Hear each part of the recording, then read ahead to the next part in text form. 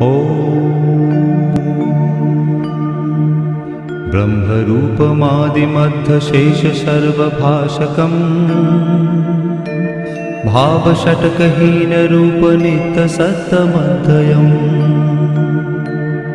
वङ्मनौति गोचरं च नेति नेति भावितम्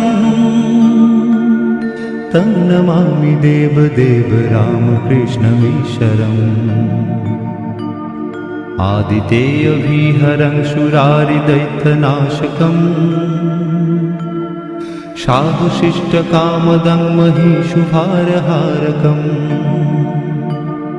सत्मरूपतत्तकं युगे युगे च दर्शितम् तं नमामि देवदेव रामकृष्णमीश्वरम् सर्वभूतशर